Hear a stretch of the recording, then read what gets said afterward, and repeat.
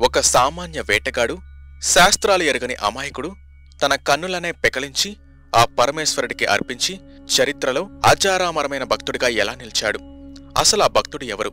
ఎందుకిలా చేశాడు? ఇప్పుడు మనం ఈ అద్భుతమైన కథను తెలుసుకుందాం. పూర్వం పొత్తిపినాటి అడవుల్లో నాగన్న తత్త దంపతులకు తిన్నడు అనే కుమారుడు జన్మించాడు.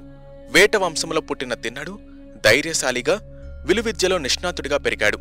ఒకనాడు వేటకై అడవికి వెళ్లిన తిన్నడు తన స్నేహితులతో కలిసి ఒక అడవి పందిని తరుముతూ శ్రీకాళహస్తి సమీపంలోని అడవికి చేరుకున్నాడు.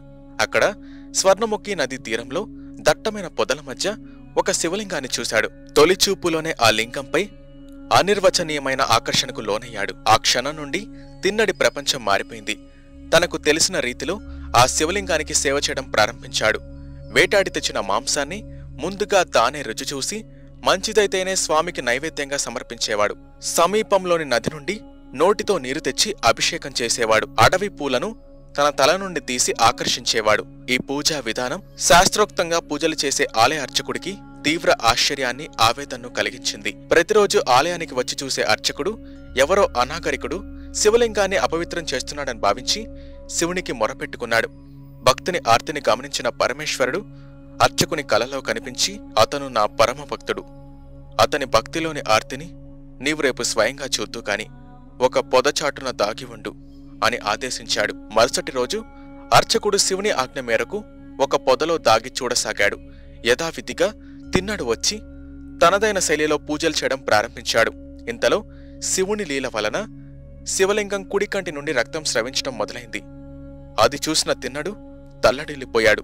ఏవేవో పసరుమందులు వేసి చూసినా రక్తం ఆగలేదు. వెంటనే తిన్నడు ఏమాత్రం సంకోచించకుండా తన అమ్ముల పొదిలోని బాణంతో తన కుడికన్నును పెకిలించి శివలింగంపై కారుతున్న రక్తమున్న చోట అతికించాడు. ఆశ్చర్యకరంగా శివలింగం కంటి నుండి రక్తం ఆగింది. కాని కొద్దిసేపటికి శివలింగం ఎడమ కంటి నుండి కూడా రక్తం కారడం మొదలైంది.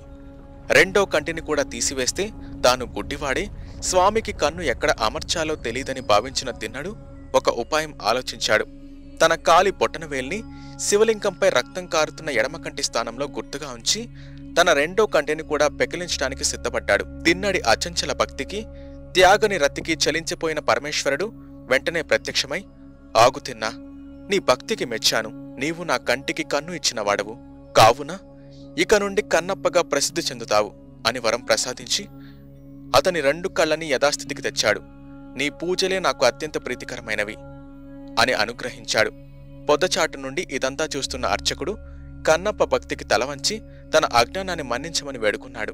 భగవంతునికి కావాల్సింది బాహ్య ఆడంబరాలు, శాస్త్ర పాండిత్యం కాదని నిష్కల్మషమైన ప్రేమ, ఆర్తితో కూడిన భక్తి మాత్రమేనని నిరూపిస్తుంది. అందుకే కన్నప్ప 63 మంది నాయనార్లలో ఒకడిగా, శివభక్తులలో అగ్రణ్యుడిగా పూజలందుకుంటున్నాడు. ఆయన జీవితం భక్తి మార్గంలో పయనించే వారికి ఎప్పటికీ ఒక దిక్సూచిలా నిలుస్తుంది. శ్రీకాళహస్తి క్షేత్రం కన్నప్ప అచంచల విశ్వాసానికి నిలువెత్తు సాక్ష్యంగా నేటికి విరాజిల్లుతుంది.